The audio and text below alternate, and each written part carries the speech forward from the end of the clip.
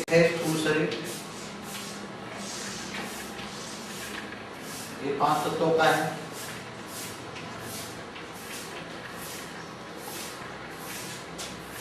दूसरा है सूक्ष्म शरीर,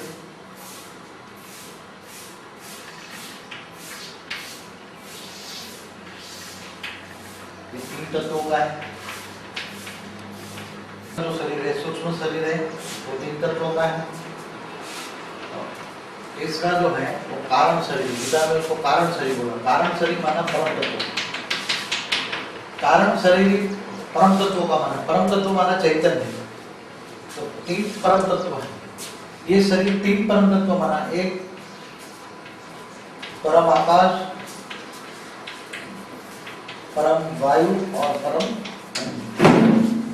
3 तत्वों का शरीर के अंदर भी हर कोई 3 तत्वों का जो शरीर है, परम आकाश वायु और अग्नि 3 तत्वों का जो शरीर है उसके अंदर भी 7 प्रकार के शरीर हैं। 7 प्रकार के शरीर माना चैतन्य जो कॉस्मिक पावर है, 7 प्रकार के कॉस्मिक पावर के शरीर हैं। 7 प्रकार के अलग अलग कॉस्मिक पावर हैं। तो 7 कॉस्मिक पावर, वायुमंडल में जो कॉस्मिक पावर होता है वो ऑटोमेटिक कारण शरीर माना परम तत्वों का शरीर चार्ज करता है। और कारण शरीर चार्ज करता है वही कारण शरीर ही 3 तत्वों का सूक्ष्म शरीर को चलाता है, और 3 तत्वों का सूक्ष्म शरीर ही 5 तत्वों के शरीर को चलाता है। अब हमारा रोग कहाँ पैदा होता है? रोग का कारण क्या है? रोग का कारण है कारण शरीर माना परम तत्वों के शरीर। परम तत्वों में परम आकाश तत्व, परम वायु तत्व, परम अग्नि तत्व। परम आकाश तत्व क्यों खराब होता है? जब परम आकाश तत्व खराब होता है तब सबसे ज्यादा गड़बड़ होती है। परम आकाश तत्व क्यों खराब? परम आकाश तत्व में गड़बड़ क्यों आती है? सोचने से, ज्यादा बोलने से जो रोग उत्पन्न हुए हैं, जितने भी रोग उत्पन्न हैं, कोई भी प्रकार के रोग, वो परम आकाश तत्व की डेफिसिट के कारण होते हैं। तो कारण शरीर में रोग होता है। सबसे पहले कहाँ रोग होता है? कारण शरीर। और कारण शरीर में रोग क्यों होता है? कारण शरीर में रोग होने का कारण आत्मा के अंदर पावर नहीं है। आत्मा के अंदर पावर क्यों नहीं है? आत्मा के अंदर पावर है। पहले जब कारण शरीर क्यों कहाँ कारण शरीर पैदा हुआ? परम आकाश तत्व जब आत्मा निराकार थी, पावर थी, तो परम आकाश तत्व परम धाम में उसके आसपास हो गए। तो कारण शरीर की रजुआत कहाँ, शुरुआत कहाँ हुई? कारण शरीर कैसे बना? कारण शरीर परम आकाश तत्व बना परम धाम में। मूल वतन में परम वायु तत्व बना, ऐड हुआ।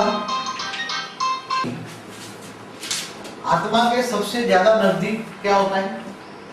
आत्मा के सबसे ज्यादा नजदीक होता है एकदम आत्मा के। आत्मा पहले परम धाम में, परम लाइन की आत्मा के, उसके आसपास आत्मा के एकदम नजदीक होता है परम आकाश तत्व, फिर परम वायु तत्व और फिर परम अग्नि तत्व। तो हमारा जब सूक्ष्म शरीर के अंदर भी आत्मा के अंदर परम तत्व की मात्रा थी, मगर परम लाइन खत्म हो गई तो परम तत्व भी खत्म हो गए। तो आत्मा के आसपास परम आकाश तत्व होता है, परम वायु तत्व होता है और परम अग्नि तत्व। फिर बाद में सारा सूक्ष्म शरीर अलग अलग कॉस्मिक पावर से, 7 शरीर है, 7 अलग अलग कॉस्मिक है।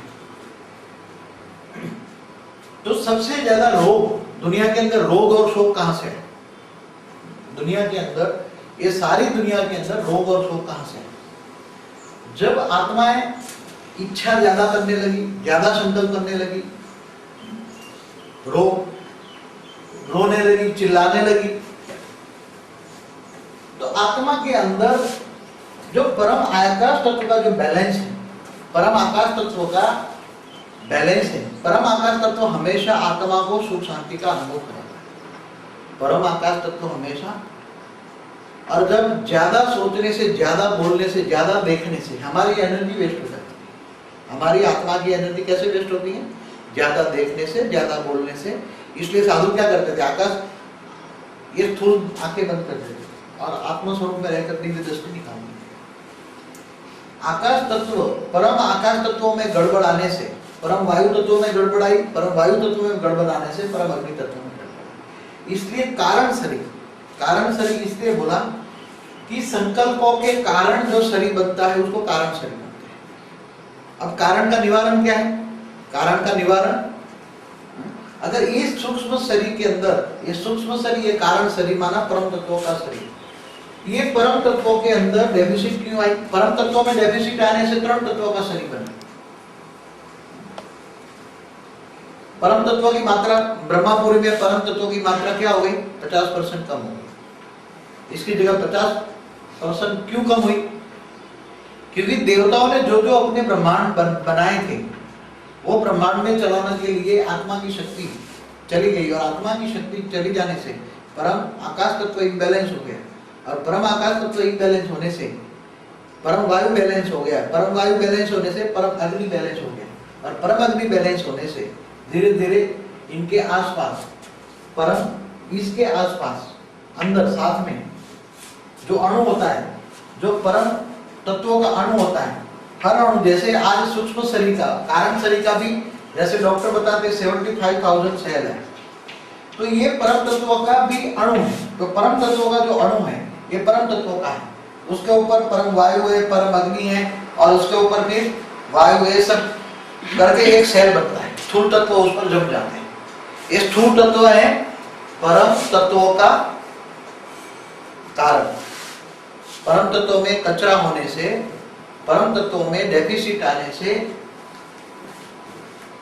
तीन तत्वों वायु, अग्नि और आकाश, तीन तत्वों वाला शरीर बन गया, और तीन तत्वों में से फिर 5 तत्वों में आत्मा जब योग करती है, योग किसको कहते हैं?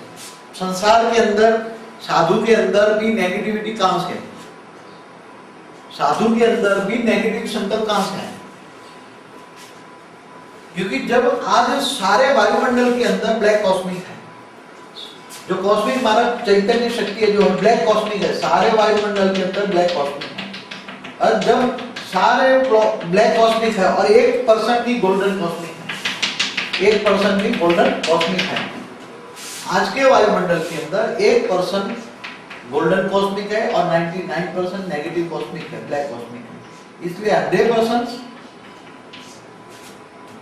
वायुमंडल गड़बड़ है।